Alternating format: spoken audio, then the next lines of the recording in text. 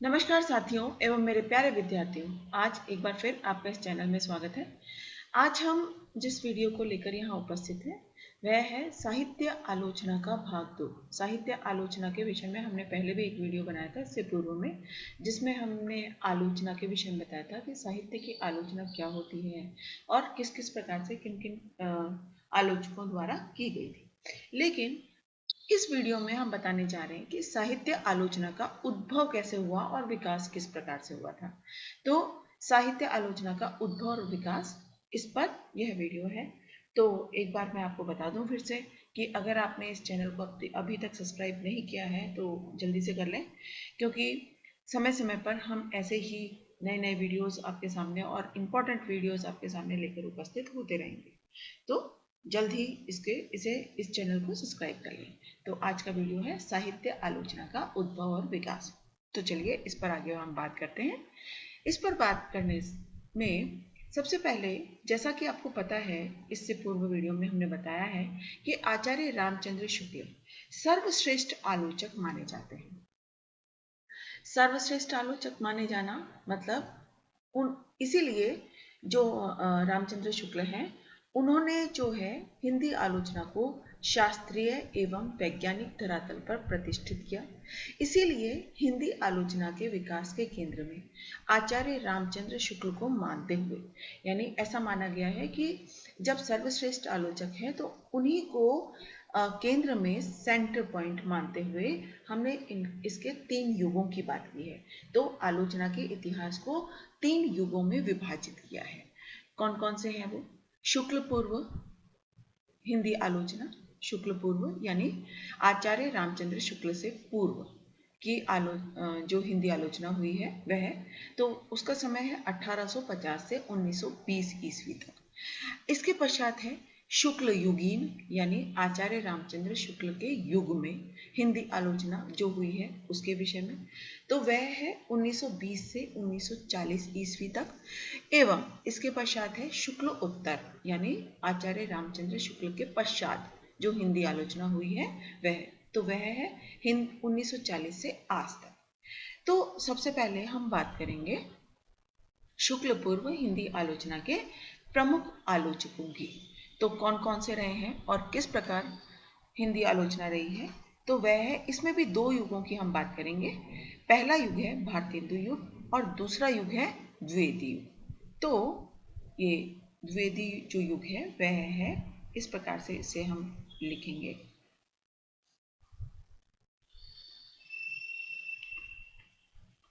द्विवेदी, और इसको हम जो लिखेंगे वो इस प्रकार भी लिख सकते हैं, राइट। तो ये है द्विवेदी युग। तो इन 2 युगों की हम बात करने जा रहे हैं। पहला जो है भारतेंदु युग, उसके जो प्रमुख आलोचकों की हम बात कर रहे हैं वह है, सबसे पहले देखते हैं आलोचना का मूल उद्देश्य क्या है। तो आलोचना का मूल उद्देश्य कवि की कृति का सभी दृष्टिकोणों से आस्वाद कर पाठकों को उस प्रकार के आस्वाद में सहायता देना तथा उनकी रुचि को परिमार्जित करना एवं साहित्य की गति निर्धारित करने में योगदान देना है, ये है। तो इस अनुसार जो सबसे पहले आलोचक है वो है भारतेंदु हरिश्चंद्र। भारतेंदु हरिश्चंद्र हैं, तो हम बात करते हैं इनकी। भारतेंदु हरिश्चंद्र को गद्य विधाओं, जितने भी गद्य विधाएं हैं उनके साथ आलोचना की विधिवत शुरुआत करने का श्रेय प्राप्त है। नाट्य शास्त्र संबंधी महत्वपूर्ण कृति नाटक, जो कि है 1883 ईस्वी की रचना। तो इसकी रचना यानी नाटक की रचना कर आधुनिक हिंदी आलोचना का इन्होंने आरंभ किया है। संस्कृत साहित्य से ब्रज साहित्य तक का इन्होंने गहन अध्ययन किया। इसके पश्चात उन्होंने संस्कृत और हिंदी आचार्यों और कवियों, उन कवियों में जो संस्कृत आचार्य हैं और उन कवियों में कालिदास, रामानुजाचार्य, शंकराचार्य, जयदेव, पुष्पदंताचार्य, वल्लभाचार्य तथा सूरदास पर जीवन वृत्तांतीय आलोचना प्रस्तुत की और जगह जगह अपनी तुलनात्मक दृष्टि का भी परिचय दिया। यानी इन्होंने संस्कृत और हिंदी आचार्यों का, कवियों का इन्होंने तुलनात्मक अध्ययन किया है और उसी दृष्टि से इन्होंने इनकी रचनाओं का परिचय दिया है। दूसरे हैं बद्री नारायण चौधरी, जो कि प्रेमधन से भी परिचित होते हैं हम। इन्होंने श्रीनिवास रचित संयोगिता स्वयंवर नाटक और गदाधर सिंह लिखे बंग विजेता उपन्यास के हिंदी अनुवादों की विस्तृत आलोचना की है। और विस्तृत आलोचना जिस पत्रिका में की है वो थी आनंद कादम्बिनी। इसी पत्रिका में इन्होंने इन दोनों की यानी संयोगिता स्वयंवर और बंग विजेता उपन्यासों के आलोचना की है। तीसरे हैं बाणभट्ट, बालकृष्ण भट्ट।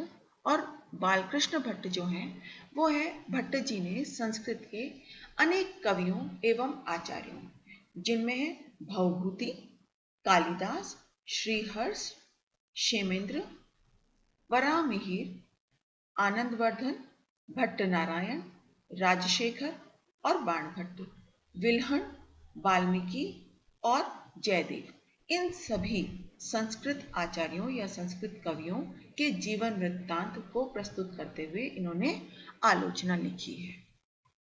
इन्होंने नील देवी, परीक्षा गुरु, संयोगिता स्वयंवर तथा एकांतवासी आदि कृतियों पर व्यावहारिक आलोचनाएं लिखी हैं, जो कि उल्लेखनीय है।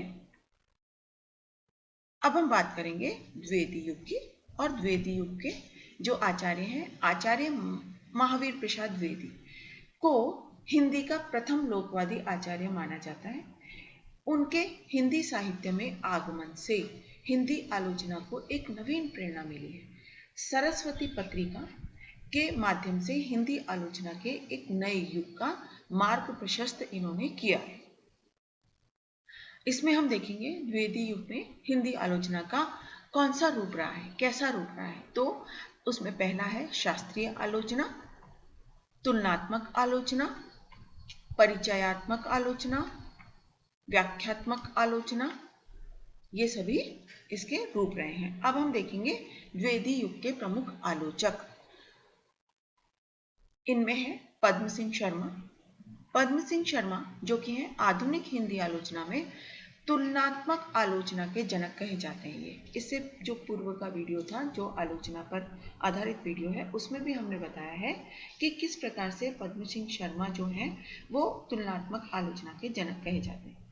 तो इनके विषय में सर्वप्रथम सन 1907 ईस्वी की सरस्वती पत्रिका में पद्म सिंह शर्मा ने बिहारी और फारसी कवि की तुलनात्मक आलोचना की है। इन्होंने बिहारी के दोहों की तुलना में अन्य हिंदी कवियों के दोहों को प्रस्तुत किया और इस प्रकार तुलनात्मक प्रणाली का एक नया रूप हमारे सामने रखा।